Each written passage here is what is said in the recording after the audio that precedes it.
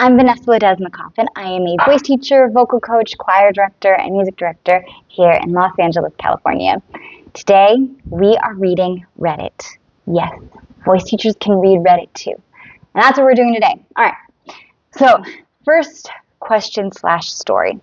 Success stories. How many of you here used to be much worse at singing or even really bad at it and trained yourself to have a good singing voice now? Let's hear your story. I'm sure a lot of people here could use the motivation, and we'd love to even hear examples if you have them. This post is 6 years old by Pixie Pin, so a little old, but let's see what people say. The top comment by Damfolio, or Damfolio, I would say this is the case for 99% of people. Hardly anyone is naturally talented. Talent is just practicing every day consistently. When I first started, I was horrible. All my siblings would tell me how bad it sounded, and I'll never get anywhere with it. It took me about 2 years before I felt comfortable enough to perform, and now I'm a professional singer, not famous or anything. I get to make money doing what I love because of dedication.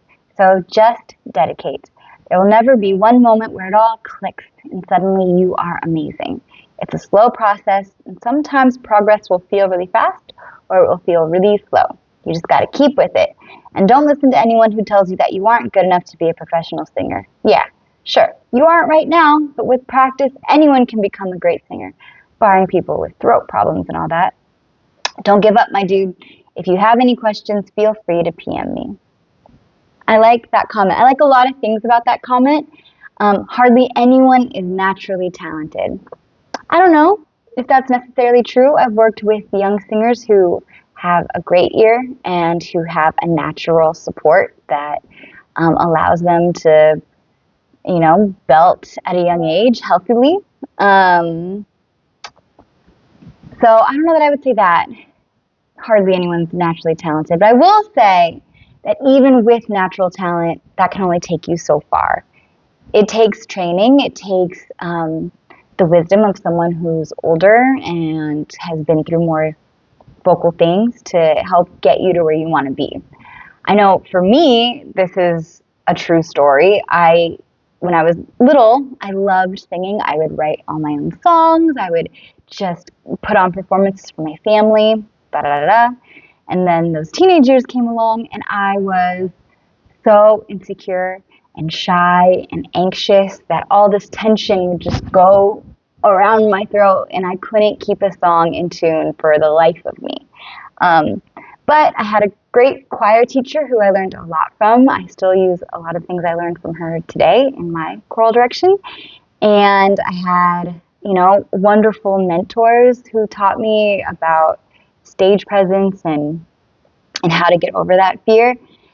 And so then I ended up going to college for singing. And even though that was also rough, I still struggled with a lot of insecurities about that, about performing and singing. And I still struggled with, using my whole body to sing. But with time and with the right guidance, I was able to get through it. And now I get to teach you. All right.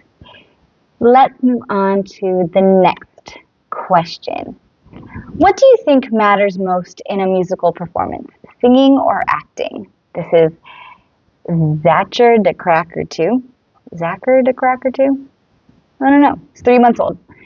He says, she says, they say, me personally, you could have the voice of an angel, but if I don't like watching you perform, what's the point? An example of this would probably be Emma Thompson as Mrs. Lovett from Sweeney Todd at the Lincoln Center in 2014. It's far from my favorite adaptation, and Emma obviously isn't a professional singer, but she was so full of character it was fun to watch.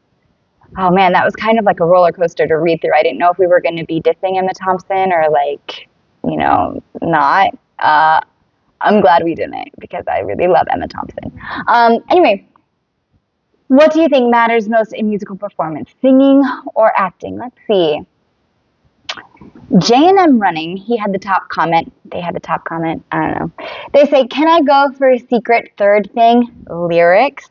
I feel like so many musicals underwhelm on the lyrics, even if I love the premise, choreography, vocal performances, instrumentals.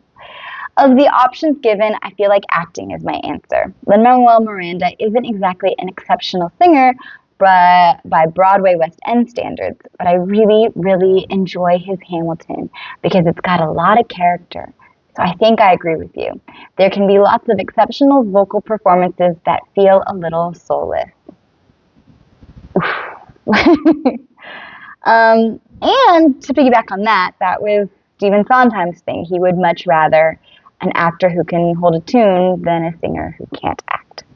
But in my opinion, if you can't have both, if one is going to outweigh the other, then probably acting, you know.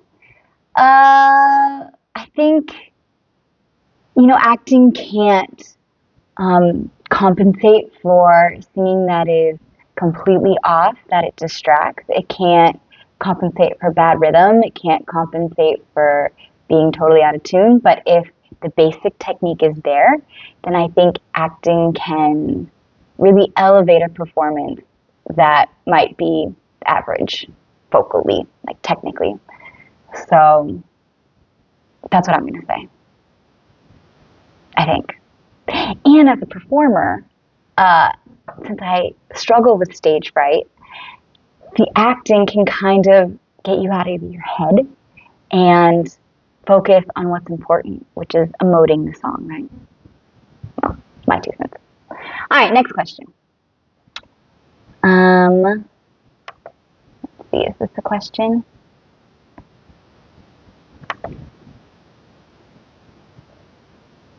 What's the most memorable moment you've had on stage? This is by Chloe U34. I played a show last weekend and it was easily one of the best I've ever played. It got me thinking about all the shows I've performed in and all the crazy stories I've gotten from performing. This got me thinking, what crazy stories do other singers have from performing? Please share. I'm curious. All right, well, let's look at the top comment first. So this is Legendary Boomer. Nice. This happened many years ago, back when I was still a whippersnapper and puberty peaked. Okay. I can't remember the song, but I remember the audience and my bandmates. I'm singing, and in the high part, my voice decided to produce a nice, long voice crack. Naturally, you try to save it, so I went even higher in pitch to distract from that crack with an even higher, more beautiful sound, pretending that the transition was wonky. It failed miserably, and I made it worse. Since then, I had plenty of voice cracks, even while speaking, and my voice changed more than I wanted it to. Okay. What a way to compensate for a voice crack. Just go even higher. Okay.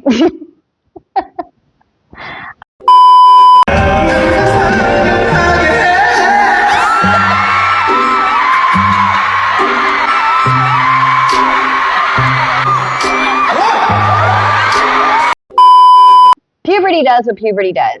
And I work with a lot of teenagers in my choir. I work with a middle school choir, and so that is one of the things. Their voices are transitioning, and voice cracks happen. Let's not go for something even higher, thinking that will distract the audience. Let's accept what's happening and take a breath. And then you can, I don't know, maybe go for it again or just go to the next part of the song. Cracks happen. It's fine. It's how you recover. And maybe this one wasn't the way to recover. You know what I mean? All right, that's all I have time for today. Until next time, keep learning, keep singing, and keep making the world a little kinder through music. See you in the next one.